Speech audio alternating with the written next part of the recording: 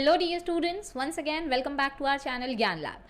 आई hope आपके अब तक के पेपर्स आपने अच्छे से अटेम्प्ट किए होंगे और आज हम स्टार्ट करने वाले हैं आपका मॉडल पेपर सोल्यूशन, या आप इसको प्रैक्टिस पेपर बोल सकते हैं, विच इज़ प्रैक्टिस सेट 4।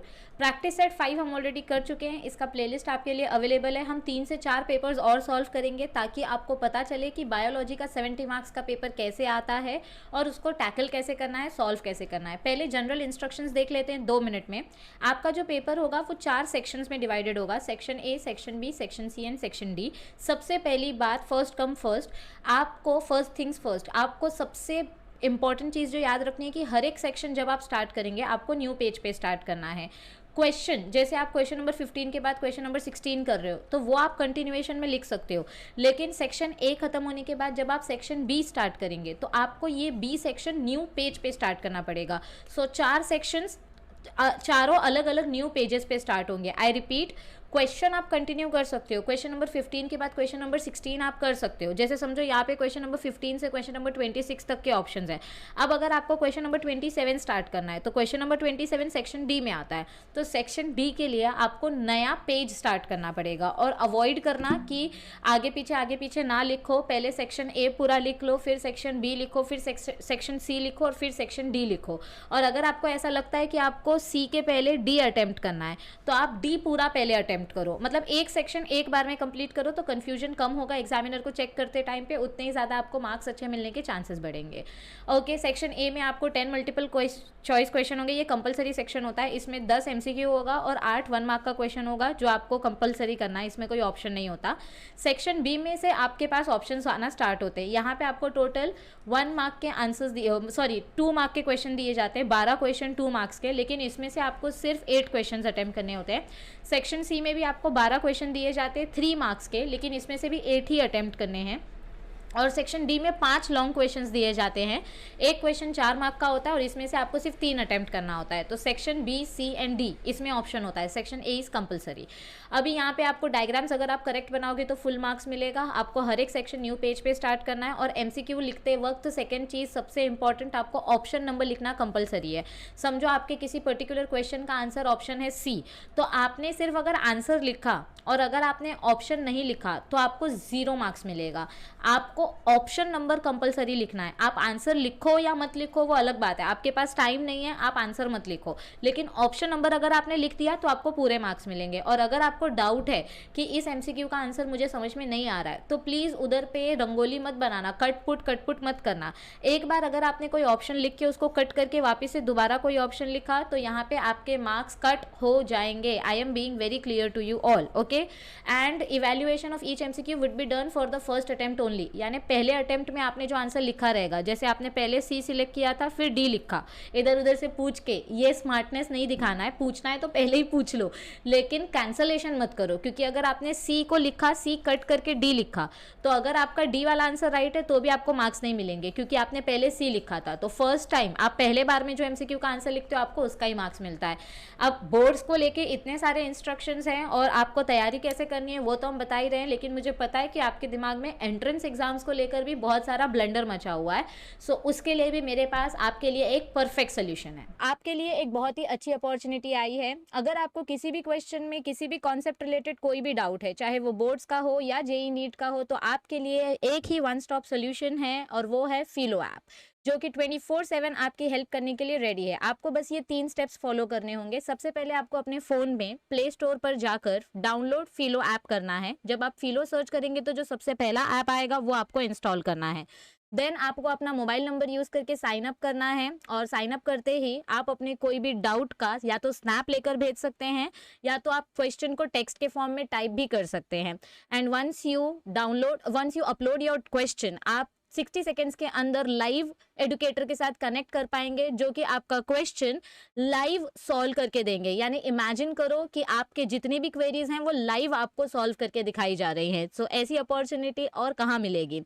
तो डाउनलोड फिलो ऐप। और आपके लिए और एक बहुत अच्छा ऑफर है, और वो ये है कि अगर आप हमारा रेफरल कोड यूज़ करते हैं जो कि डिस्क्रिप्शन में दिया हुआ है, then you will get special 10% discount and you just have to follow these 3 simple steps. So ask Filo and stay tuned.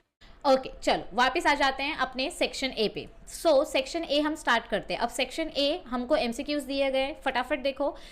ऐसे ही अभी बहुत सारे बच्चे पूछेंगे कि मैम सिर्फ मॉडल पेपर करके जाना है क्या? मॉडल पेपर एक मॉडल होता है, यानी कि एक पैटर्न होता है कि इस तरीके के क्वेश्चंस आ सकते हैं। अगर आपका पूरा टेक्स्ट बुक पूरा एक्सरसाइज पढ़ के हो गया है, क्वेश्चन बैंक रिवाइज करके हो गया है, तो आप मॉडल पेपर रेफर कर सकते हो। लेकिन अगर आपका टेक्स्ट बुक पढ़ के नहीं हुआ है, क्वेश्चन बैंक पढ़ के नहीं हुआ है, तो मॉडल पेपर पहले मत करो। पहले टेक्स्ट बुक का एक्सरसाइज करो, फिर क्वेश्चन बैंक करो और लास्ट में मॉडल पेपर करो। चलो, या मॉडल पेपर का वीडियो देख लो, इतना भी आपके लिए सफिशिएंट होगा, दैट इज माई एश्योरिटी। सो यहाँ पे सबसे पहला क्वेश्चन जो हमको दिया गया है, an assemblage of individuals of different species. Assemblage मतलब सब जमा हो जाना। जब अलग अलग स्पीशीज के ऑर्गेनिजम्स एक साथ जमा हो जाते हैं और जब वो सेम हैबिटेट में रहते हैं, हैविंग फंक्शनल इंटरैक्शंस, तो ऐसे पर्टिकुलर स्पीशीज के ग्रुप को हम क्या बोलते हैं? जब अलग अलग स्पीशीज के, अगर यहाँ पर सेम स्पीशीज होता तो हम पॉपुलेशन बोलते, लेकिन यहाँ पर अलग अलग स्पीशीज बोला गया है। तो अलग अलग स्पीशीज के जब ऑर्गेनिज्म साथ में आ जाते हैं तो उस पर्टिकुलर ग्रुप को हम बोलते हैं बायोटिक कम्युनिटी, यानी लिविंग ऑर्गेनिजम्स का कम्युनिटी। यस, क्योंकि इकोसिस्टम में बेसिकली ह्यूमंस और एनिमल्स का बिहेवियर आता है, तो ecosystem will not be the answer. Ecological niche मतलब क्या होता है? नीश यानी कि पर्टिकुलर रोल, उस ऑर्गेनिज्म का रोल क्या है। ओके, लेकिन यहाँ पर आपको क्या पूछा गया है कि अलग अलग स्पीशीज के ऑर्गेनिजम्स जब एक ही हैबिटेट में रह रहे हैं तो, और वो अलग अलग फंक्शंस कर रहे हैं, अलग अलग फंक्शनल इंटरैक्शन दिखा रहे हैं, तो ऐसे ग्रुप को हम क्या बोलेंगे? बायोटिक, यानी कि living community. Okay, alright, find the mismatched pair. अब यहाँ पर आपको रॉन्ग पेयर ढूंढना है, रॉन्ग मैच द कॉलम ढूंढना है। ओके, डाउन सिंड्रोम मतलब हमने क्या पढ़ा था? ट्राइसोमी देखी जाती है, 21st क्रोमोसोम पे 3 क्रोमोसोम्स आ जाते हैं। ओके, तो यहाँ पर आपका नॉर्मल क्रोमोसोम्स ही बता रहा है 46, दिस इज रॉन्ग, क्योंकि डाउन सिंड्रोम में 47 क्रोमोसोम्स होते हैं, तो ये आपका रॉन्ग पेयर है। फिर भी बाकी के ऑप्शंस चेक कर लो, नहीं तो मालूम पड़ा कि और कुछ भी रॉन्ग था इधर पे। कभी कभी क्वेश्चन मिस्टेक भी आता है ना, इसीलिए बोलते हैं कि एटलीस्ट सब कुछ अटेम्प्ट करके आओ, ताकि अगर क्वेश्चन प्रिंटिंग प्रॉब्लम हो तो एटलीस्ट आपको उसका बोनस मार्क्स मिल सके। सेकंड ऑप्शन है टर्नर सिंड्रोम। टर्नर सिंड्रोम में क्या होता है? ये ऑफस्प्रिंग्स फीमेल होते हैं बाय फिनोटाइप, लेकिन इनका सेक्सुअल डेवलपमेंट नहीं होता है क्योंकि इनके पास एक सेक्स क्रोमोसोम कम होता है, क्योंकि ये एक sex chromosome line filter syndrome में चला जाता है। सो ये भी आपका राइट है और ये भी आपका राइट है। सुपर फीमेल यानी जिसके पास एक एक्स्ट्रा एक्स क्रोमोसोम होगा, so this is also right, only this is the wrong pair. So इस क्वेश्चन का आंसर आएगा ऑप्शन नंबर ए। नेक्स्ट आपका क्वेश्चन है select the correct statement. Euchromatin, अब यहाँ पे आपको ट्रू स्टेटमेंट सिलेक्ट करना है। Euchromatin is mainly located near centromere and telomere. सबसे पहले तो मैं आपको डायग्राम दिखा देती हूँ, ठीक है? ये देखो, यहाँ पे देखो आपको यूक्रोमैटिन और हेट्रोक्रोमैटिन का डायग्राम दिखा देती है। यूक्रोमैटिन मतलब क्या होता है? Light DNA. यूक्रोमैटिन मतलब क्या होता है? Light DNA. और हेट्रोक्रोमैटिन मतलब क्या होता है? सी, दिस इज अवर हेट्रोक्रोमैटिन, इसका मतलब होता है डार्क डीएनए। ओके, जहाँ पे ज़्यादा डीएनए प्रेजेंट होता है, दिस इज हेट्रोक्रोमैटिन। तो यह आपका सेंट्रोमियर है, यह आपका टीलोमियर है। टीलोमियर के पास आपका यूक्रोमैटिन प्रेजेंट है, आधा स्टेटमेंट राइट। हमने यहाँ पर स्टेटमेंट क्या पढ़ा था कि आपका यूक्रोमैटिन जो है इट इज़ नियर टीलोमियर, सो आधा स्टेटमेंट राइट है। लेकिन सेंट्रोमियर के पास यूक्रोमैटिन है क्या? नो। सेंट्रोमियर के पास क्या है? सेंट्रोमियर के पास आपका हेट्रोक्रोमैटिन है। ये देखो, ये डार्क वाला डीएनए प्रेजेंट है। So heterochromatin is present near centromere, यानी कि हमारे इस क्वेश्चन का आधा स्टेटमेंट राइट है, आधा स्टेटमेंट रॉन्ग है। Euchromatin is present only near telomere, it is not present near centromere, so this is a wrong statement. हमको करेक्ट स्टेटमेंट ढूंढना है। Okay, next statement, heterochromatin replicates at faster rate than euchromatin. ये भी wrong है। हमने heterochromatin को क्या बोला था? इनएक्टिव डीएनए, क्योंकि ये थिक डीएनए होता है जिस वजह से ये जल्दी जल्दी रेप्लिकेशन नहीं कर पाता।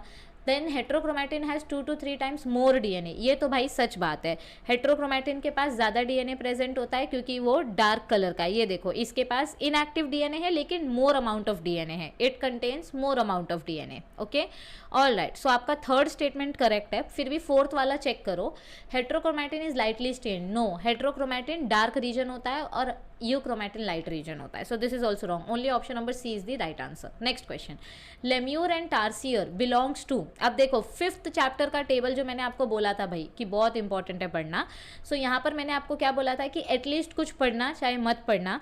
New world monkey, old world monkey और लेम्यूर और टार्सियर का सब ऑर्डर पढ़ लेना। ये 4 चीज़ें बहुत इंपॉर्टेंट है, ये एग्जाम्स में रिपीट होने के चांसेस बहुत ज़्यादा होते हैं। सो लेम्यूर और टार्सियर कौन से ऑर्डर को बिलोंग करते हैं? प्रोसिमी, इसीलिए इस क्वेश्चन का आंसर क्या आएगा?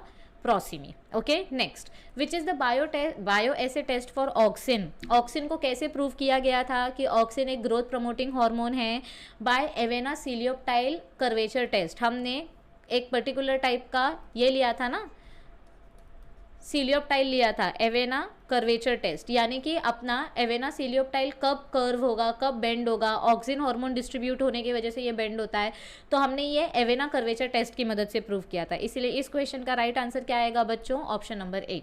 Next question, dash wave in ECG represent atrial depolarisation. Atrial depolarisation क्या होता है? देखो अभी इधर पे जब आपका एट्रिया कॉन्ट्रैक्ट होता है, हमने हार्ट के चेम्बर्स बनाए थे, ये देखो यहाँ पे, 1 सेकेंड, हाँ, तो ये अपने हार्ट के 4 चेम्बर्स है। जब अपना ये अपना राइट एट्रियम है, ये अपना लेफ्ट एट्रियम है, ये अपना राइट वेंट्रिकल है, ये अपना लेफ्ट वेंट्रिकल है। जब एट्रिया पोलराइज होता है तो आपका ब्लड वेंट्रिकल में आता है, तो एट्रियल डीपोलराइजेशन होता है आपके एसए नोड की वजह से। सो एसए नोड की वजह से जब एट्रिया कॉन्ट्रैक्ट हुआ तो आपको एक पीक देखने को मिला। This happens in 0.1 second. फिर उसके बाद आपका राइट वेंट्रिकल भरना स्टार्ट होता है, इधर पे आपका राइट वेंट्रिकल भर रहा है, फिर सडनली राइट वेंट्रिकल एकदम से आपका कॉन्ट्रैक्ट होता है। So QRS is a ventricular depolarisation, ये होता है 0.3 सेकेंड्स के लिए। और फिर यहाँ पे हमको जॉइंट डायस्टोल देखने को मिलता है। क्या देखने को मिलता है? जॉइंट डायस्टोल देखने को मिलता है, which is for 0.4 seconds. So P wave क्या रिप्रेजेंट कर रहा है? Atrial depolarisation. तो यहाँ पे अपने इस क्वेश्चन का आंसर क्या आएगा बच्चा? यस, पी वेव क्या represent, sorry, dash wave in ECG represents atrial depolarisation, P wave atrial depolarisation represent करता है। Which one of the following pair correctly matches a hormone with disease resulting from its deficiency. यानी कि कौन से hormone deficiency की वजह से कौन सा डिजीज होता है, ये हमको करेक्ट मैच बताना है, करेक्ट मैच बताना है, ठीक है। पैराथायरॉयड हार्मोन क्या करता है? ये बोन में से कैल्शियम लेके ब्लड में डालता है, यानी कि ये ब्लड कैल्शियम बैलेंस मेंटेन करता है। और यहाँ पे लिखा है डायबिटीज इंसिपिडस। डायबिटीज इंसिपिडस तो एडीएच हार्मोन की वजह से होता है, इसलिए फर्स्ट ऑप्शन रॉन्ग है। सेकेंड, ल्यूटेनाइजिंग हार्मोन, अगर पैराथायरॉयड हार्मोन कम हुआ तो कौन सी डिजीज होती है? टिटनी होती है। कौन सी डिजीज होती है? टिटनी।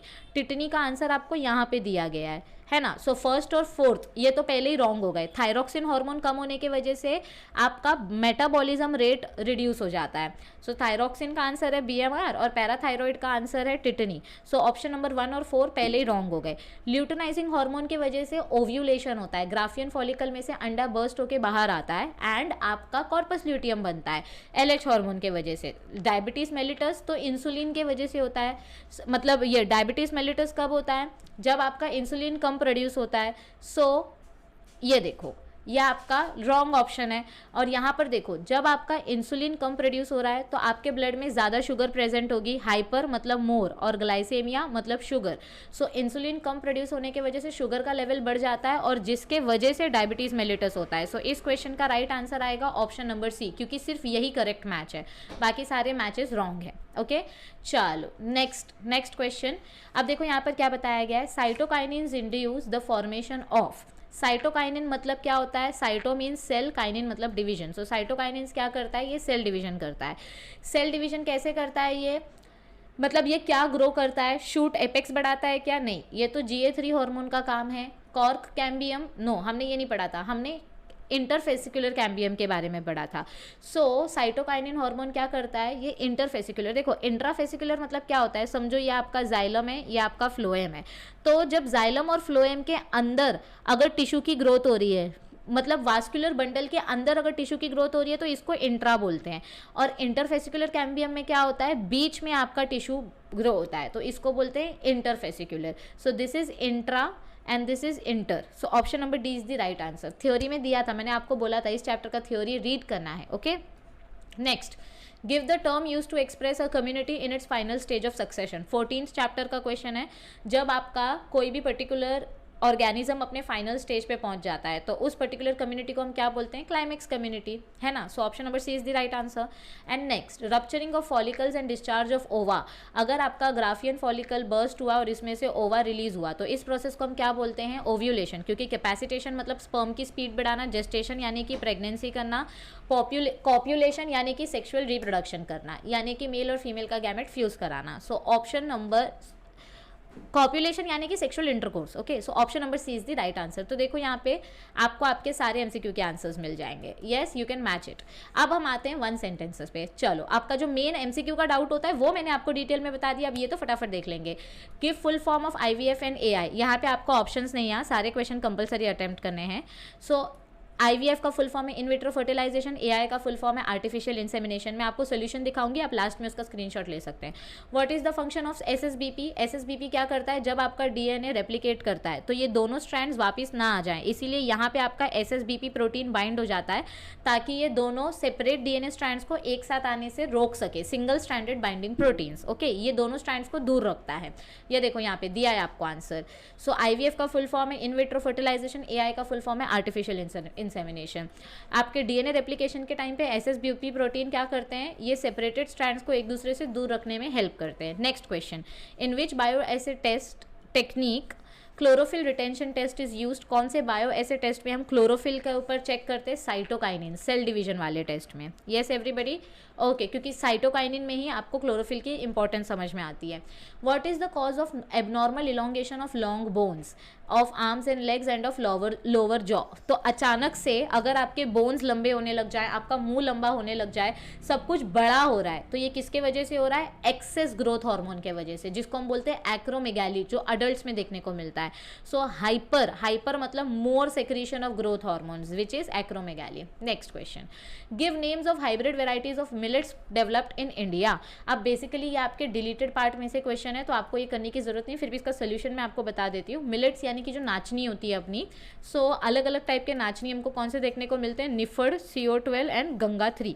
Okay, all right. Give one difference between transfection and transduction. या आपके बायोटेक्नोलॉजी चैप्टर में और आपके मॉलिक्यूलर बेसिस ऑफ चैप्टर में मैंने बताया था, इनहेरिटेंस वाले चैप्टर में, जब बैक्टीरियोफाज के अंदर, मतलब अपना कोई बैक्टीरियोफाज है उसके अंदर, जब हम अपना बैक्टीरिया के अंदर जब बैक्टीरियोफाज इंसर्ट करते हैं तो उस पर्टिकुलर रिप्रोडक्शन को हम ट्रांसफेक्शन ट्रांसडक्शन कैसे एक्सप्लेन कर सकते हैं? Transfection is insertion of vector into the eukaryotic cell. जब आप वेक्टर इंट्रोड्यूस करते हो अपने यूकैरियोटिक सेल में, उसको हम ट्रांसफेक्शन बोलते हैं। और जब आप वायरल वेक्टर यूज करते हो इन क्लोनिंग प्रोसीजर, जैसे कि हमने हर्शी एंड चेस के एक्सपेरिमेंट में यूज किया था, तो उसको हम बोलते हैं ट्रांसडक्शन। ओके, नेक्स्ट अपना क्वेश्चन क्या है? Name any 2 modern techniques for protection of endangered species.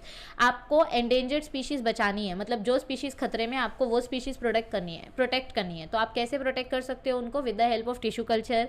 आप उनका टिश्यू स्टोर करके रख सकते हो, IVF करके रख सकते हो अंडों का, और आप उनको एकदम लो टेम्परेचर में स्टोर कर सकते हो, फ्रीजिंग टेम्परेचर में, with the help of liquid nitrogen. Okay, that is cryo preservation. Give one, अच्छा ये हो गया। Define bio ethics. देखो बायोटेक्नोलॉजी चैप्टर का जो लास्ट का टॉपिक है, bio ethics, bio patent and biopiracy. मैं अपना नाम बदल दूंगी अगर इस टॉपिक में से क्वेश्चन नहीं आया तो। 120% इस टॉपिक में से क्वेश्चन आता ही आता है। Bio ethics, biopiracy and bio patents. So bio ethics क्या होता है? जब आप proper rules and regulations follow करते हो ह्यूमन बिहेवियर को लेकर, बायोलॉजिकल फिनोमिनन को लेकर, उसको हम बायो एथिक्स बोलते हैं। नेक्स्ट, पॉली एम्ब्रियोनी को हम कैसे कमर्शियली एक्सप्लॉइट कर सकते हैं? पॉली एम्ब्रियोनी मतलब क्या होता है? एक पर्टिकुलर फर्टिलाइजेशन से बहुत सारे एम्ब्रियो मिलेंगे, क्योंकि जितने एम्ब्रियो मिलेंगे उतनी सीड मिलेगी, जितनी सीड मिलेगी उतना ज़्यादा हम प्लांट्स ग्रो कर सकते हैं। सो पॉली एम्ब्रियोनी मतलब एक से ज़्यादा एम्ब्रियो ग्रो करना इनसाइड द सीड। जब ये particular poly embryonic seed germinate करेंगे तो हमको एक साथ मल्टीपल सीडलिंग्स मिलेंगी, जिससे हमको बहुत सारे न्यू प्लांट्स मिलेंगे, और जितने ज़्यादा न्यू प्लांट्स मिलेंगे उतना ज़्यादा अपना खेती का फ़ायदा होगा, क्योंकि उतना कम पैसे में ज़्यादा फ़ायदा, ऐसा हो जाएगा। और स्पेशली ये जो एम्ब्रियोज होते हैं, न्यूसेलर एम्ब्रियोज, ये अपने ओरिजिनल पेरेंट्स से एग्जैक्टली जेनेटिकली आइडेंटिकल होते हैं। तो ऐसा नहीं है कि ये जो एक्स्ट्रा एम्ब्रियो मिल रहा है ये अलग होगा, ये सेम टू सेम होगा, बस आपको मल्टीपल कॉपीज़ मिलेंगी। Okay, all right. नेक्स्ट, अरे ये किधर आ गए हम? नेक्स्ट क्वेश्चन आपका पूछा गया है, डिफरेंशिएट बिटवीन मोर्यूला एंड ब्लास्ट्यूला। भाई ये तो कितना सिंपल सा कॉन्सेप्ट है। मोर्यूला मतलब जो स्टार्टिंग के स्टेज में बनता है, 8 to 16 सेल स्टेज को हम बोलते हैं मोर्यूला, जो मलबरी शेप का होता है। ब्लास्ट्यूला जो आफ्टर मोर्यूला मतलब आफ्टर सम डेज के बाद बनता है।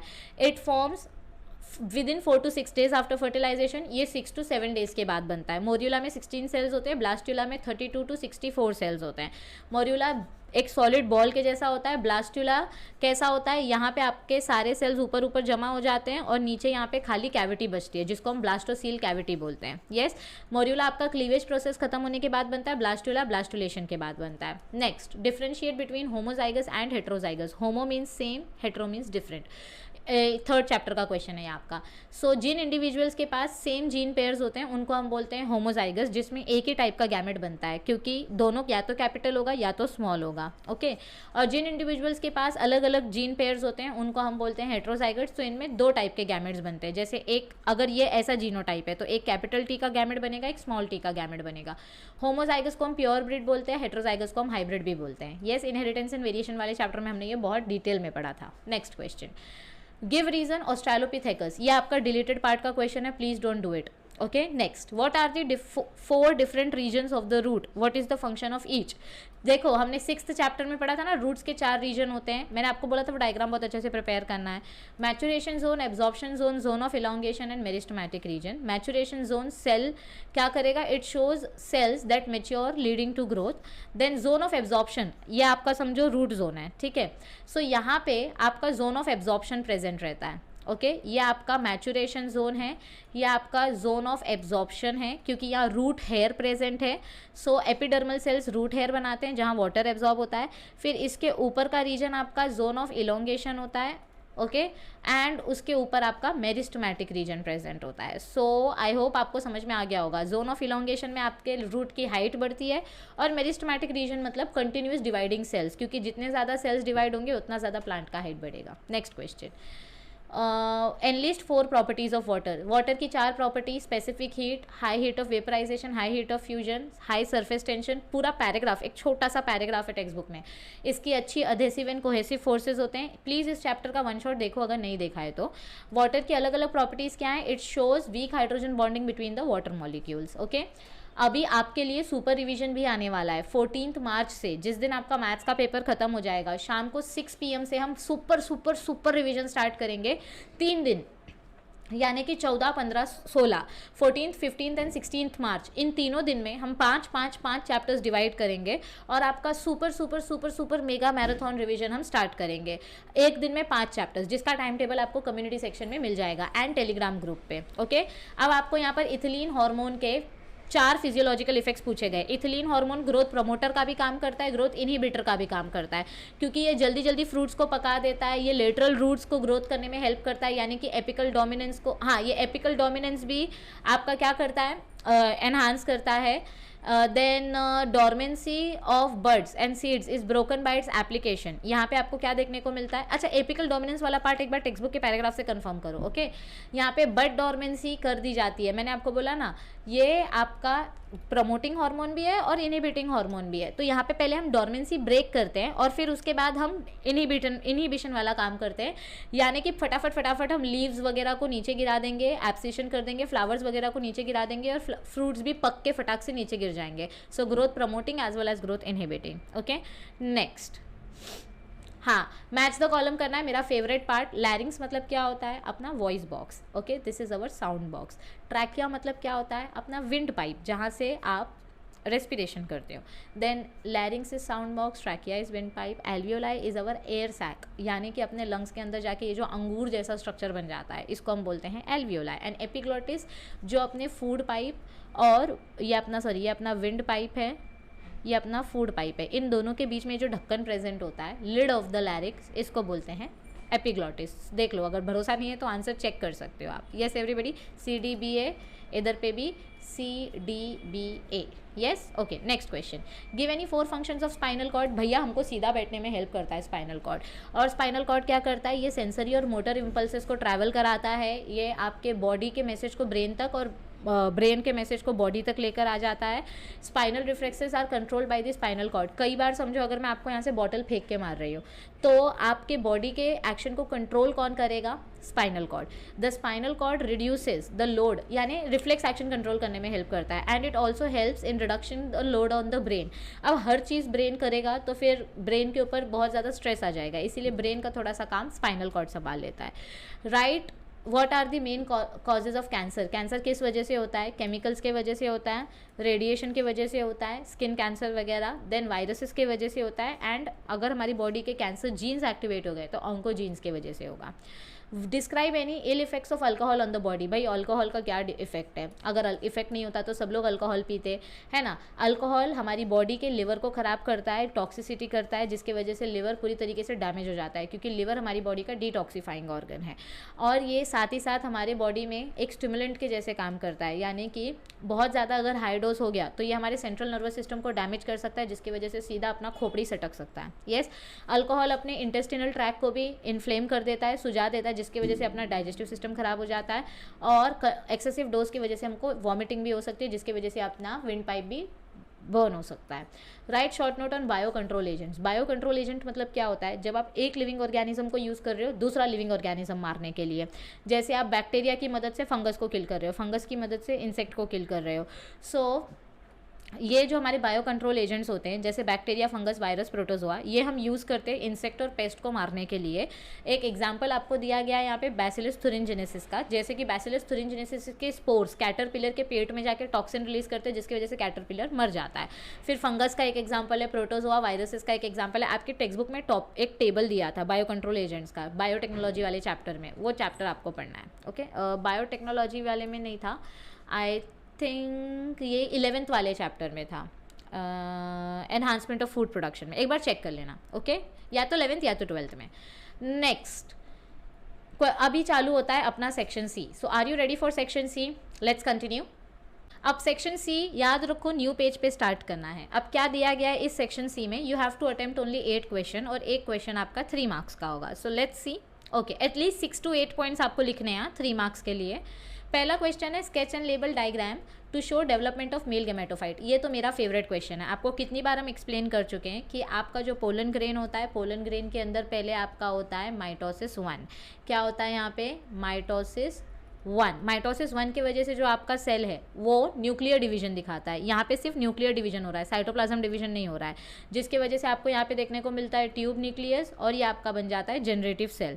अब यहाँ पर आपका जो जनरेटिव सेल है यह आपके वेजिटेटिव सेल के साइटोप्लाज्म में घूमेगा, ये आपका वेजिटेटिव सेल है, और ये वेजिटेटिव सेल का ट्यूब न्यूक्लियस है। ठीक है, ये वेजिटेटिव सेल के साइटोप्लाज्म में घूमेगा जनरेटिव न्यूक्लियस, और अपना खाना खाएगा। खाना खाने के बाद ये थोड़ा बड़ा हो जाएगा, तो अब होता है माइटोसिस 2। कभी कभी ये माइटोसिस 2 एंथर के अंदर ही हो जाता है, एंथर के स्टेज में हो जाता है, और कभी कभी ये एंथर से बाहर आने के बाद आपका माइटोसिस 2 कंप्लीट होता है। मोस्ट ऑफ द एंजियोस्पर्म्स में आपके एंथर से बाहर आने के बाद माइटोसिस 2 कंप्लीट होता है, ऐसा पाया गया है। ठीक है, तो आपके जो 2 मेल गैमेट्स बनते हैं, फिर ये मेल गैमेट्स पोलन ट्यूब के थ्रू आपके फीमेल ओवरी तक पहुंचेंगे। सो this is the development of male gametophyte जो आपको बनाना है। That's it. ये बनाने के आपको 3 मार्क्स मिलेंगे। लेबलिंग एब्सोल्युटली करेक्ट होनी चाहिए, स्पेलिंग में अगर ज़रा भी आपने घान किया तो मार्क्स कट जाएंगे। Okay, all right. Next question, classify the following to form column B as per the category given. ये तो बहुत फेवरेट पार्ट है मेरा, कॉलम खेलने में बहुत मज़ा आता है। 6 चीज़ें आपको दी गई हैं, तो अभी ये कौन से पर्टिकुलर कैटेगरी में जाएंगी वो आपको डिसाइड करना है। सबसे पहले तो हम ये देख लेते हैं कि म्यूचुअलिज्म, कमेंसलिज्म और पैरासिटिज्म क्या होता है। म्यूचुअलिज्म यानी कि म्यूचुअलिज्म में क्या होगा, आपके दोनों ऑर्गेनिजम्स का फायदा होगा, बल्ले बल्ले, यानी कि दोनों का फायदा होना चाहिए, प्लस प्लस। कमेंसलिज्म में एक का फायदा होता है, एक को कुछ फर्क नहीं पड़ता। पैरासिटिज्म में एक का फायदा होता है और एक का नुकसान होता है। सो अभी देखो, epiphytic orchid and mango tree, मतलब कोई बड़ा सा मैंगो ट्री है, इसके ऊपर कोई ऐसा एक ऑर्किड का प्लांट ग्रो हो रहा है, तो इसमें मैंगो ट्री को कुछ फर्क नहीं पड़ रहा है, लेकिन ऑर्किड का फायदा हो रहा है, यानी कि यहाँ पे प्लस और 0 वाला रिलेशन है, तो ये फर्स्ट वाला कंडीशन चला जाएगा कमेंसलिज्म में। ठीक है, नेक्स्ट अभी एस्कैरिस एंड ह्यूमन। एस्कैरिस क्या है? ये एक टाइप का वर्म है, और ह्यूमन क्या है? अपना होस्ट है। तो अगर वर्म हमारी बॉडी में आया तो हम बीमार हो जाएंगे, तो यहाँ पे फ़ायदा वर्म का हो रहा है लेकिन ह्यूमंस का लॉस्ट हो रहा है, तो ऑप्शन नंबर 2 आ जाएगा पैरासिटिज्म में। फिर आता है आपका ऑप्शन नंबर 3। सो यहाँ पे ऑप्शन नंबर 3 में इग्रेट यानी कि बर्ड एंड कैटल यानी कि बुल, ये टेक्स्ट बुक का ही एग्जाम्पल है। कोई बैल अगर घास चर रही है, समझो ऐसी आपकी कोई काव है, ये यहाँ की घास चर रही है, और ये आपके बर्ड्स हैं। ठीक है, अभी डायग्राम मत जज करना। ये घास, बैल जो है ये घास चरने के बाद यहाँ पे आपका जो घास का कचरा है वो साफ़ हो जाएगा, और नीचे नीचे जो छोटे छोटे वर्म्स है वो ये बर्ड्स के लिए अवेलेबल हो जाएंगे। तो गाय को कुछ फ़र्क नहीं पड़ा, लेकिन बर्ड्स का फ़ायदा हो गया। सो ऑप्शन नंबर 3 आ जाएगा कमेंसलिज्म में। Okay, next option number 4, lichen having अलगे एंड फंगस। तो अगर अलगे और फंगस साथ में रहेगा तो अलगे क्या करता है, फूड बनाता है, फंगस क्या करता है, वाटर लेके आता है, दोनों का फायदा हो जाता है। तो ऑप्शन नंबर 4 आएगा म्यूचुअलिज्म में। Bumblebee and flowering plant, bee को मिल जाता है फूड फ्रॉम द प्लांट और बदले में प्लांट का क्या फ़ायदा होता है, पॉलिनेशन।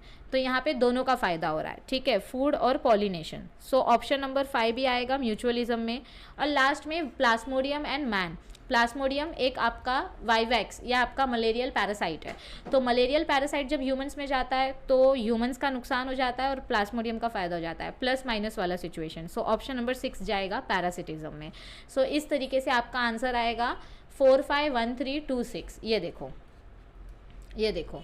4, 5, 1, 3, 2, 6। एक बार क्रॉस वेरीफाई कर लो। Okay, next question, write the statements of 3 laws of inheritance given by Mendel. मैंने आपको बोला था कि अगर आपको 4 मार्क्स का आंसर आया आप ठोक सकते हो खुद से, लेकिन फिजिक्स, केमिस्ट्री, बायो का ये रूल है और मैथ्स में जो थियोरम्स होते हैं इनका ये रूल है कि अगर आपको स्टेट करने पूछा गया है या डिफाइन करने पूछा गया है तो वो वर्ड टू वर्ड होना चाहिए।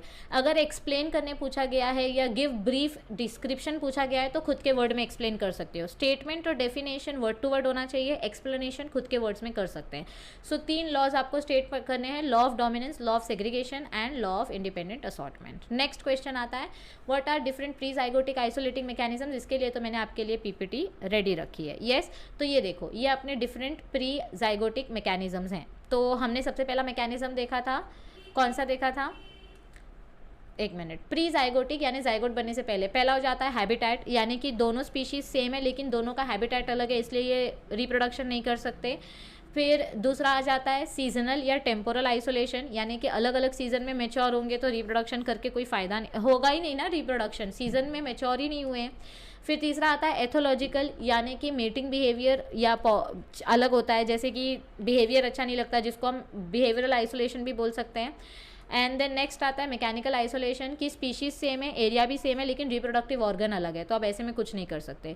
सो ये आपका आंसर है, ठीक है। देखो आंसर में यही दिया गया है, habitat, seasonal, ethological and mechanical isolation, ठीक है। मैंने आपको फोटो इसलिए दिखाई ताकि आपको याद हो कि मैम किस बारे में बात कर रही है। Next question, write an account of water available to roots for absorption. देखो 4 टाइप के वाटर हमने पढ़े थे, rhizosphere water, hygroscopic water, combined water and capillary water.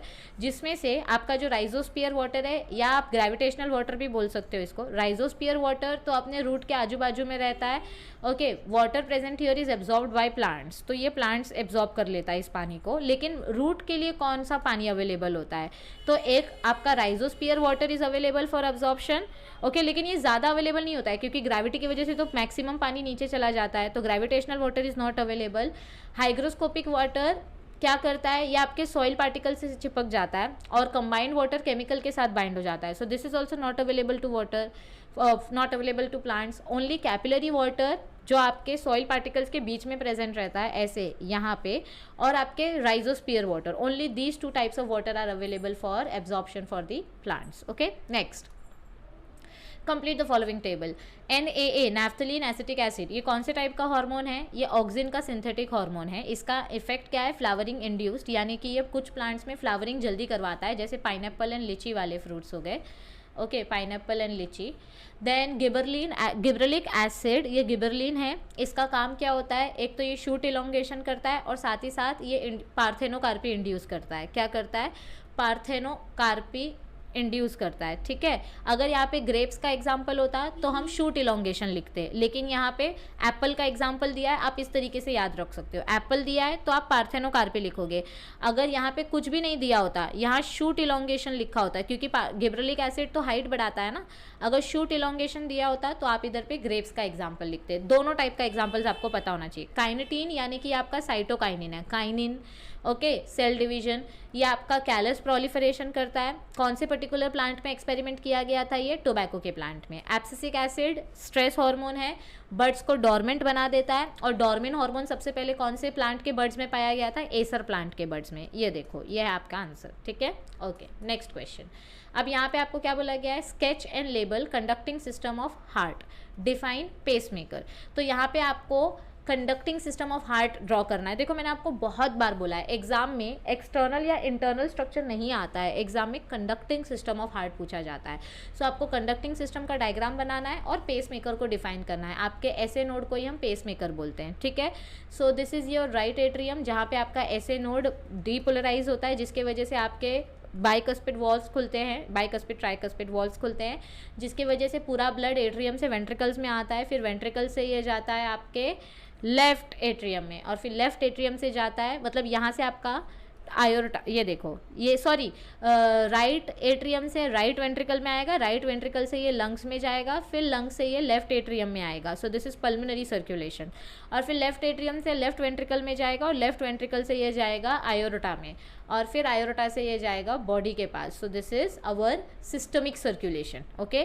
Pace maker is a region which has the power of generation, और sinoatrial node को ही हम पेस मेकर बोलते हैं, ओके। Next question, explain how adrenal medulla and sympathetic nervous system function as closely integrated system. देखो अभी ये क्वेश्चन ना थोड़ा सा कॉम्प्लिकेटेड है, आप इसको ऑप्शन में रखोगे तो भी चलेगा, बट मैं आपको इसको एक्सप्लेन कर देती हूँ। एड्रिनल मेड्यूला पूछा है, एड्रिनल मतलब क्या होता है, किडनी के ऊपर ये जो एड्रिनल ग्लैंड है, इस एड्रिनल ग्लैंड के हमने दो रीजन पढ़े थे। ये एड्रिनल ग्लैंड का एक बाहर का रीजन होता है कॉर्टेक्स वाला रीजन, और एक मेड्यूला वाला रीजन होता है। मेड्यूला वाला रीजन एक अलग एम्ब्रियोनिक लेयर से बना है, यानी कि it is made up of neuroectoderm, okay. और आपका जो सिंपैथेटिक नर्वस सिस्टम है, sympathetic nervous system, parasympathetic nervous system किसका पार्ट है, ये ऑटोनॉमिक नर्वस सिस्टम का पार्ट है। Do you remember? Yes, okay. So it consist of round group of cells. Adrenal medulla में स्पेशल सेल्स प्रेजेंट है जिनको हम बोलते हैं क्रोमैफिन सेल्स, और यह आपके सिंपैथेटिक नर्वस सिस्टम से कनेक्टेड होता है। सिंपैथेटिक नर्वस सिस्टम क्या करता है, ये हमारी बॉडी को एक्सेलरेट करता है, एक्साइट करता है, okay. So these cells are connected with pre ganglionic nerve fibres of sympathetic nervous system. Adrenal medulla is an extension of sympathetic nervous system. Sympathetic nervous system का छोटा भाई है एड्रिनल मेड्यूला, जो kidney में जाके corticosteroids वगैरह release करने में हेल्प करेगा।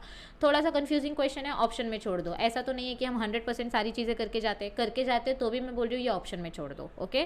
सो adrenal medulla is a type of sympathetic nervous system which is an extended version of sympathetic nervous system. Now next comes your and my favourite question, explain advantages of biogas. भाई बचपन से पढ़ते आ रहे EVS subject में। What is biogas?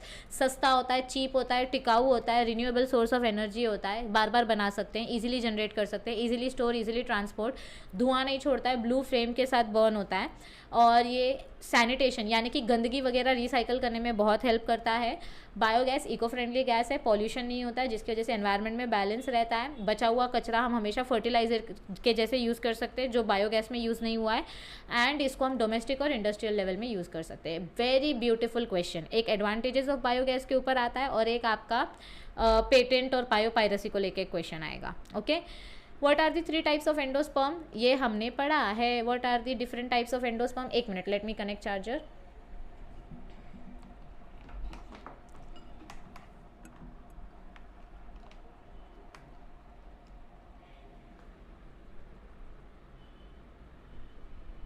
हाँ, so what are the 3 types of endosperms? ये देखो यहाँ पे हमने पढ़ा था, एक फ्री न्यूक्लियर एंडोस्पर्म होता है जिसमें पहले आपका न्यूक्लियर डिवीजन होता है, उसके बाद में आपका सेल वॉल फॉर्मेशन होता है। एक सेलुलर एंडोस्पर्म होता है जिसमें स्टार्टिंग से ही आपके सेल्स वॉल बना बना के डिफ्रेंशिएट करते हैं, और एक आपका हेलोबियल एंडोस्पर्म होता है। हेलोबियल एंडोस्पर्म में हमको क्या देखने को मिलता है, इसमें पहले सेल वॉल फॉर्मेशन हो रहा है, उसके बाद आपका फ्री न्यूक्लियर डिवीजन हो रहा है। So it is a combination of 1 and 2, okay.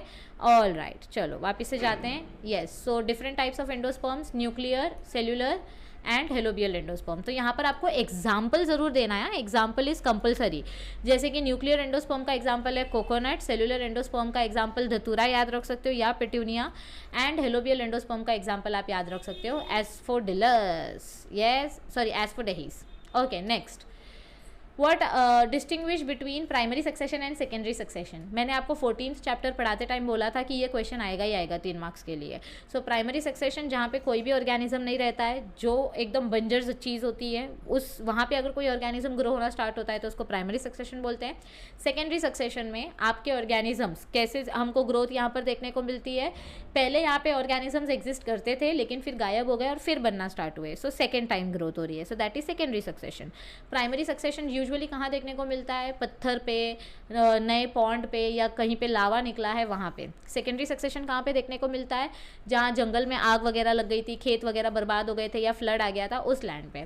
Primary succession बहुत ही स्लो प्रोसेस है क्योंकि स्क्रैच से स्टार्ट होता है। सेकेंडरी सक्सेशन थोड़ा सा फास्ट होता है क्योंकि ये बेसिक ऑलरेडी मतलब चीज़ें अवेलेबल होती हैं, सेकेंड टाइम ग्रो होता है। Okay, next, observe the graph and explain Alexander von Humboldt views about rich species richness and area relationship. देखो, वॉन हम्बोल्ट ने एक बहुत ही सिंपल सी चीज़ एक्सप्लेन की थी, जितना ज़्यादा एरिया उतनी ज़्यादा स्पीशीज़ बढ़ेगी, लेकिन एक पर्टिकुलर लिमिट तक। ये लाइन बहुत इंपॉर्टेंट है, only till a certain limit. क्योंकि देखो, जितना ज़्यादा एरिया रहता है उतने ज़्यादा रिसोर्सेज रहते हैं, जितने ज़्यादा रिसोर्सेज होते हैं उतना ज़्यादा पेड़ भरेगा और उतना ज़्यादा खुशी खुशी ऑर्गेनिजम्स ग्रो करेंगे। लेकिन अगर ऑर्गेनिजम्स कंटिन्यूसली ग्रो करते गए तो कुछ सालों बाद तो जगह कम पड़ने लगेगी और फिर कंपटीशन स्टार्ट हो जाएगा, फिर एक दूसरे से भिड़ना स्टार्ट हो जाएगा। तो वहाँ पे आपको क्या देखने को मिलेगा कि धीरे धीरे करके वापस से पॉपुलेशन कम हो रहा है। लेकिन ऐसे टाइम पे हम क्या कर सकते हैं? एक्सक्लूजन प्रिंसिपल यूज़ कर सकते हैं, यानी कि अपना अपना टाइमिंग चेंज कर सकते हैं हम ये अपना हंटिंग का, जिसके वजह से दोनों टाइप के स्पीशीज सर्वाइव कर सके। सो वॉन हम्बोल्ट ने यही बताया था कि जितना बड़ा एरिया रहता है उतना ज़्यादा स्पीशीज रिचनेस बढ़ता है, लेकिन एक लिमिट तक। और यहाँ पर ये जो इक्वेशन हमको दिया है, ये देखो, this is S is your species and A is your area, so both are directly proportional to each other. और इसको अगर हम लॉगरिथमिक स्केल पे देखें तो हमको स्पीड बताई गई है कि जितना ज़्यादा बड़ा स्पीशीज उतना ज़्यादा स्ट्रेट स्लोप आपको देखने को मिलेगा। It will show you a straight line. Okay, all right. लेकिन याद रखो, अगर हम बहुत बड़े एरिया की बात करें जैसे कॉन्टिनेंट तो स्लोप कैसा होगा? It will be a vertical axis. Okay, ऐसे ऐसे, और हमको ऐसा स्लोप देखने को मिलेगा। Yes everybody. And for very large areas number of species will increase faster. बहुत बड़े, जैसे हम किसी देश या किसी कॉन्टिनेंट की बात कर रहे हैं तो स्पीशीज रिचनेस इतनी तेज़ी से बढ़ती है कि आप काउंट भी नहीं कर पाओगे। Okay, all right. Last section of our this particular practice paper इस section D, start it on a new page. मैं बार बार रिमाइंड करा रही हूँ। Okay, now what is parturition? Parturition यानी कि डिलीवरी ऑफ द चाइल्ड, बच्चे को बॉडी से बाहर निकालना। And which hormones are involved in parturition? हमने देखा था कौन से हार्मोन्स इन्वॉल्व होते हैं। पार्चुरेशन यानी कि child delivery from the uterus of the mother via vagina. जब आपका फीटस पूरी तरीके से बन जाता है तो वो ACTH हार्मोन प्रोड्यूस करना स्टार्ट करता है अपने पिट्यूटरी ग्लैंड से। इस ACTH हार्मोन के वजह से कॉर्टिकोस्टेरॉइड्स बनते हैं। कॉर्टिकोस्टेरॉइड्स का एक एग्जांपल है estradiol, which is an example of estrogen, जो कॉन्ट्रैक्शन रिलीज करता है, जो प्रोस्टाग्लैंडिन हार्मोन बनाता है। तो ये कॉर्टिकोस्टेरॉइड्स फीटस के ब्लड से मदर के ब्लड में जाते हैं और मदर के ब्लड में जाते ही ये प्रोजेस्ट्रॉन बनाना छोड़ देते हैं, क्योंकि प्रोजेस्ट्रॉन हार्मोन का काम खत्म हो गया, बच्चे को बाहर आना है। और कॉर्टिकोस्टेरॉइड्स प्रोस्टाग्लैंडिन का हार्मोन बढ़ा देते हैं। Prostaglandin is a contraction hormone, ये यूट्रस में कॉन्ट्रैक्शन करेगा जिसकी वजह से बच्चा पिचुक करके बाहर आ जाएगा वजाइना से। सो साइमल्टेनियसली ईस्ट्रोजन लेवल भी बढ़ते जा रहा है अबाउट इनिशिएशन ऑफ कॉन्ट्रैक्शन, और प्रोजेस्ट्रॉन लेवल कम हो गया है, ईस्ट्रोजन लेवल बढ़ गया है, जिसकी वजह से आपका मायोमेट्रियम जो है ये कॉन्ट्रैक्शन करना स्टार्ट करेगा और कॉन्ट्रैक्शन करते करते आपका फीटस बाहर आ जाएगा। और साथ ही साथ आपका रिलैक्सिन हार्मोन, ये ओवरी से आता है, ये आपके प्यूबिक सिम्फिसिस को थोड़ा रिलैक्स कर देता है ताकि आपका बच्चा इजीली बाहर आ सके। मदर की बॉडी को थोड़ा सा ये लूज कर सकता है ताकि आपका बर्थ कैनाल वाइड हो जाए, वजाइना थोड़ा सा एक्सपांड हो जाए। ओके, सो 4 हार्मोन्स याद रखना है, progesterone, prostaglandin, estrogen and relaxin. Okay, progesterone level कम हो जाता है, प्रोस्टाग्लैंडिन लेवल बढ़ जाता है, ईस्ट्रोजन लेवल बढ़ जाता है, रिलैक्सिन लेवल बढ़ जाता है। रिलैक्सिन प्यूबिक लिगामेंट्स को रिलीज करता है, प्रोस्टाग्लैंडिन और ईस्ट्रोजन कॉन्ट्रैक्शंस करते हैं। और ये दोनों हार्मोन्स किधर से बन रहे हैं? फीटस से। ये हार्मोन मदर की बॉडी में है जो कम हो रहा है। ओके, और ये हार्मोन भी मदर की बॉडी में है जो बढ़ रहा है, क्योंकि ये प्यूबिक सिम्फिसिस को रिलैक्स करेगा। Next question. Okay, explain how Hershey and chase experimentally proved कि डीएनए ही जेनेटिक मटेरियल है। तो हर्शी एंड चेज ने कैसे एक्सप्लेन किया था? बैक्टीरियोफाज के एक्सपेरिमेंट की मदद से। तो यहाँ पे मैं आपको एक सिंपल ट्रिक बताती हूँ। अगर आप यहाँ पे वो बैक्टीरियोफाज वाला डायग्राम यूज़ करके बताओगे, ऐसे बैक्टीरिया ड्रॉ करो, ऐसे बैक्टीरियोफाज ड्रॉ करो। ओके, यहाँ पे आपका रेडियो एक्टिव फॉस्फोरस है और दूसरे वाले बैक्टीरिया में यहाँ पे जो आप बैक्टीरियोफाज यूज़ करने वाले हो यहाँ पे आपका रेडियो एक्टिव सल्फर है। सो ऐसे आप टेक्स्ट बुक में से पहले डायग्राम ड्रॉ करके बता दो और फिर आप एक्सप्लेन कर दो थियोरी में, तो आपको 4 में से 4 मार्क्स मिल जाएंगे। आप इसको थियोरी में भी एक्सप्लेन कर सकते हो कि रेडियो एक्टिव फॉस्फोरस और रेडियो एक्टिव सल्फर वाले बैक्टीरियोफाज को जब बैक्टीरिया में डाला तो लास्ट का जो सेंट्रीफ्यूज ट्यूब था, उस सेंट्रीफ्यूज ट्यूब में हमको क्या देखने को मिला? सिर्फ और सिर्फ रेडियो एक्टिव फॉस्फोरस देखने को मिला। और रेडियो एक्टिव फॉस्फोरस किसके साथ होता है? Radio active phosphorus was found inside the bacterial cell, और फॉस्फोरस डीएनए में देखा जाता है, इसीलिए डीएनए ही जेनेटिक मटेरियल है, क्योंकि बैक्टीरियोफाज सिर्फ अपना डीएनए ही छोड़ता है सेल के अंदर। Okay, alright. Describe pulmonary and systemic circulation, चलो इसको डिस्क्राइब कर देते हैं, सॉरी। हाँ, सो पल्मोनरी सर्कुलेशन मतलब क्या होता है, ये मैंने आपको अभी जस्ट बताया था। आपके राइट एट्रियम से लेकर आपके लंग्स तक का सर्कुलेशन, यानी कि पल्मोनरी यानी जिसमें हार्ट और लंग्स इन्वॉल्व है, सिस्टमिक यानी कि जिसमें हार्ट और बॉडी इन्वॉल्व है। सो पल्मोनरी सर्कुलेशन स्टार्ट होता है आपके राइट वेंट्रिकल से, और राइट वेंट्रिकल से लेके ये लेफ्ट एट्रियम तक चलता है। सिस्टमिक सर्कुलेशन स्टार्ट होता है लेफ्ट एट्रियम से, और लेफ्ट एट्रियम से ये राइट एट्रियम तक चलता है, ठीक है, राइट वेंट्रिकल से लेफ्ट एट्रियम तक, ऐसा राइट वेंट्रिकल से लेफ्ट एट्रियम तक, ठीक है। ओके, देखो इधर पे pulmonary and systemic. Pulmonary circulation is between heart and lung, systemic is between heart and body organs. Pulmonary circulation में आपका ब्लड राइट वेंट्रिकल से लेफ्ट एट्रियम तक जाता है, ओके, यानी कि आपका राइट वेंट्रिकल है, ये आपका ये आपका राइट एट्रियम है, ये लेफ्ट एट्रियम है, ये राइट वेंट्रिकल है, ये आपका लेफ्ट वेंट्रिकल है। सो राइट वेंट्रिकल से left atrium, this is pulmonary circulation, and left ventricle से right atrium, this is systemic circulation. यहाँ पे हार्ट टू बॉडी जा रहा है ब्लड, और यहाँ पर हार्ट टू लंग्स जा रहा है ब्लड, बस इसी को हम बोलते हैं पल्मोनरी एंड सिस्टमिक सर्कुलेशन। इतना अगर ये डायग्राम आपने बनाया ना, आपको हाफ मार्क्स फिक्स हो जाएंगे, और फिर आपको सिर्फ थ्योरी एक्सप्लेन करनी है कि कहाँ पे कैसे क्या हो रहा है। एक बार थ्योरी रीड कर लोगे, सब टकाटक समझ में आ जाएगा। ब्रेन के कितने पार्ट्स होते हैं? 3 पार्ट्स होते हैं, fore brain, mid brain, hind brain. Fore brain के कौन से पार्ट्स हैं? देखो, प्रोसेनसेफ्लॉन, मेसेनसेफ्लॉन एंड रोम्बेनसेफ्लॉन। एनसेफ्लॉन मतलब ब्रेन होता है, प्रोस यानी कि 4, मेस यानी कि मिडल, एंड रोम यानी कि हिंड ब्रेन। प्रोसेनसेफ्लॉन 4 ब्रेन आगे जाके आपके ऑल्फैक्ट्री लोब्स में डिवाइडेड होता है, okay. It is divided into cerebrum and diencephalon. 4 brain 2 part में डिवाइडेड है, सेरिब्रम एंड डायनसेफ्लॉन, और ऑल्फैक्ट्री लोब्स भी 4 ब्रेन का ही पार्ट है। मिड ब्रेन 2 पार्ट्स में डिवाइडेड होता है, corpora quadrigemina and crura cerebri. इसमें आपका सुपीरियर कॉलिकुलाई, इंफीरियर कॉलिकुलाई आता है। And hind brain is divided into cerebellum and brain stem. It is also divided into, this brain stem is divided into pons varolii and medulla oblongata, okay. चलो आगे देखते हैं। और आपको यहाँ पे मिड ब्रेन का फंक्शन पूछा है, तो मिड ब्रेन का फंक्शन क्या है? It controls eye movement and auditory reflexes, क्योंकि corpora quadrigemina controls super colliculi, superior colliculi जो आई मूवमेंट कंट्रोल करता है, इंफीरियर कॉलिकुलाई जो ऑडिटरी रिफ्लेक्सेस कंट्रोल करता है। Next, explain the term biopatent giving suitable examples. तो यहाँ पर आपको बायोपेटेंट, मैंने आपको पहले ही बोला था, बायोएथिक्स, बायोपायरेसी एंड बायोपेटेंट, इस पे क्वेश्चन आएगा ही आएगा। तो बायोपेटेंट मतलब क्या होता है? जो गवर्नमेंट की तरफ से किसी भी न्यू बायोलॉजिकल इन्वेंशन को लेकर आपको पेटेंट दिया जाता है, फिर उस पर्टिकुलर पेटेंट को कोई और यूज़ नहीं कर सकता विदाउट योर परमिशन। अगर किसी और ने उसको यूज़ किया तो आप उस पर केस कर सकते हो और उससे हर्जाना ले सकते हो। फर्स्ट बायोपेटेंट कौन से पर्टिकुलर ऑर्गेनिज्म को लेकर हुआ था? Pseudomonas for clearing oil spills. So ये एग्जाम्पल आपको याद रखना है, थ्योरी पढ़ लो once, you will remember everything. So I hope कि आपको ये सारी चीज़ें अच्छे से समझ में आ गई होंगी। Please go through this entire thing once. All the best for your exams. मज़ा आ गया होगा आई होप आपको पढ़ के। सो बस इसी तरीके से आप अपनी पढ़ाई चालू रखो। आपके लिए हम super super super revision start करने वाले 14 मार्च से। Please stay tuned. And one more thing, अगर आपने अब तक हमारे व्लॉगिंग चैनल को सब्सक्राइब नहीं किया है तो व्लॉगिंग चैनल का नाम है लाइफ्स बफरिंग। इस चैनल को सब्सक्राइब करो, इसमें बहुत ही अमेजिंग से वीडियोस हमने अपलोड किए। मेरा बर्थडे सेलिब्रेशन, शिरडी ट्रिप, बहुत अमेजिंग चीज़ें इसमें हम अपलोड करने वाले हैं। सो मेक श्योर कि आप हमारी व्लॉगिंग चैनल को सब्सक्राइब करें। नीट वाली चैनल भी है अपनी, ज्ञान लैब NCERT, जहाँ पे आपको सारे अपडेट्स और नीट का कंटेंट मिलेगा। So you can subscribe to that channel also. सारे चैनल के लिंक्स आपको डिस्क्रिप्शन में मिल जाएंगे, बस आपको पढ़ाई करना है। All the best, take care, thank you, see you soon.